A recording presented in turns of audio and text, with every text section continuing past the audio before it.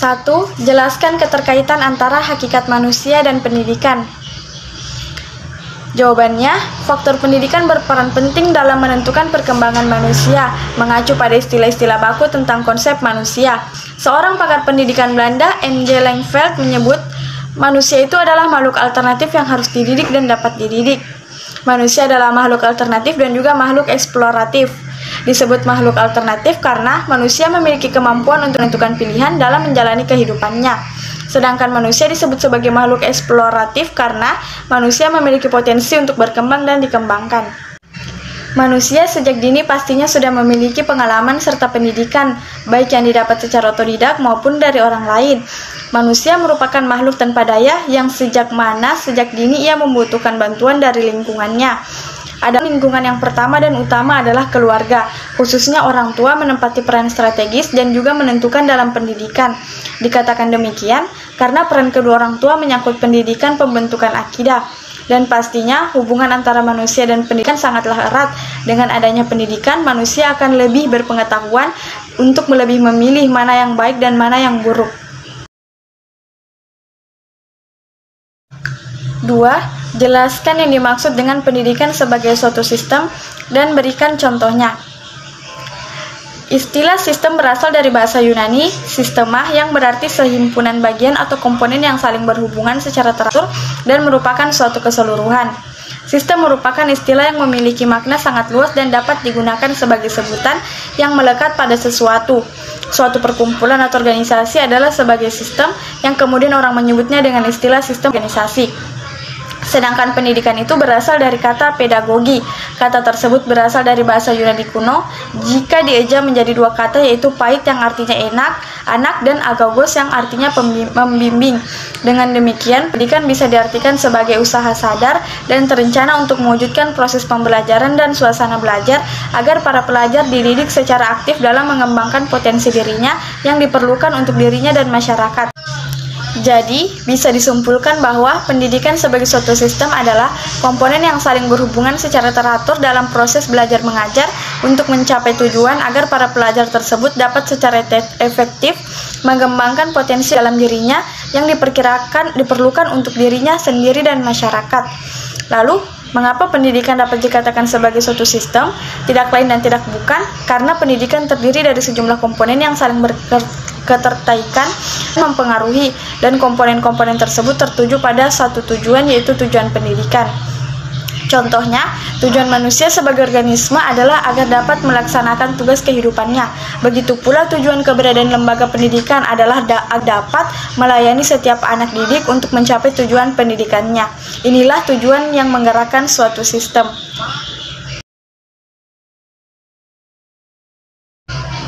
3. Jelaskan secara singkat sistem pendidikan nasional di Indonesia. Indonesia saat ini menerapkan sistem pendidikan nasional. Semua jenjang, jalur, dan jenis pendidikan harus mengimplementasikan sistem tersebut. Salah satu program pendidikan yang terkini di dalam negeri adalah wajib belajar 12 tahun, yakni 6 tahun sekolah dasar atau SD, 3 tahun sekolah menengah pertama atau SMP, dan 3 tahun sekolah menengah atas atau SMA. Ada 3 instansi pemerintah yang membawahi sekolah-sekolah. Pertama, Kementerian Pendidikan dan Kebudayaan atau Kemendikbud untuk pendidikan menengah dan dasar. Kedua, terdapat Kementerian Riset Teknologi dan Pendidikan Tinggi untuk jenjang pendidikan tinggi. Ketiga, ada Kementerian Agama untuk semua jenjang yang berbasis agama. Sistem pendidikan nasional bertujuan membina karakter positif, memberikan pengetahuan akademis, dan menempa keterampilan peserta didik sejak dini. 4. Jelaskan upaya seorang guru agar dapat menjadi guru yang profesional. Seorang guru perlu memiliki kemampuan dalam proses pembelajaran, di samping kemampuan kepribadiannya maupun kemampuan dalam proses pembelajarannya, yang sering disebut dengan kemampuan profesional. Guru profesional itu guru yang mampu dan mau melakukan dengan baik dan benar dalam melakukan suatu proses pembelajaran. Ada beberapa tahap kegiatan yang harus dimiliki oleh seorang guru dalam melakukan kegiatan pembelajaran.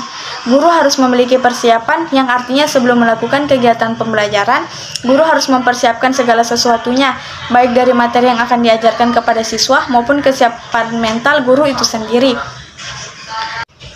Guru juga harus bisa menguasai dan bisa menyampaikan materi yang akan diberikan kepada siswa dengan baik.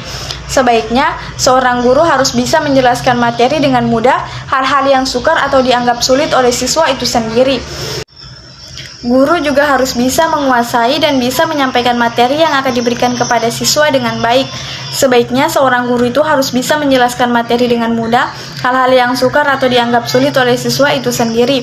Selain itu, guru juga harus bisa berupaya untuk menciptakan lingkungan yang merangsang agar siswa memberikan sambutan terhadap pembelajaran yang kita ajarkan. Seorang guru harus lebih pintar dalam memilih model-model pembelajaran dan metode pembelajaran yang akan diberikan kepada siswa untuk mencapai tujuan pembelajaran yang kita harapkan.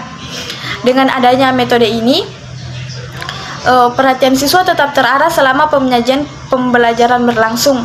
Penyajian materi yang sistematis untuk merangsang siswa belajar aktif dan untuk memberikan umpan balik pada siswa serta dapat memberikan motivasi belajar kepada siswa itu sendiri.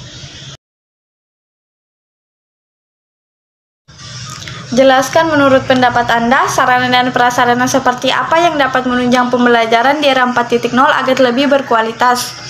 Menurut saya, banyak dijumpai di era revolusi industri 4.0 berkembang aplikasi baru yang menyajikan penawaran pembelajaran yang lebih menarik dan secara tidak langsung sedikit mengganti peran guru dalam pemberian ilmu pengetahuan. Di samping itu, fasilitas siswa juga mendukung untuk mengakses aplikasi penunjang kegiatan pembelajaran seperti handphone misalnya. Hanya dengan fasilitas handphone, siswa mampu mendapatkan banyak pengetahuan secara singkat dan lebih murah.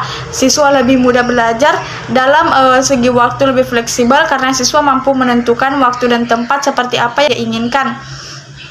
Hal ini tidak didapatkan di dalam pembelajaran di sekolah. Banyak dijumpai di sekolah, pembelajaran menggunakan banyak buku, pelaksanaan pembelajaran terbatas tempat dan waktu, dan penyajian materi yang kurang menarik.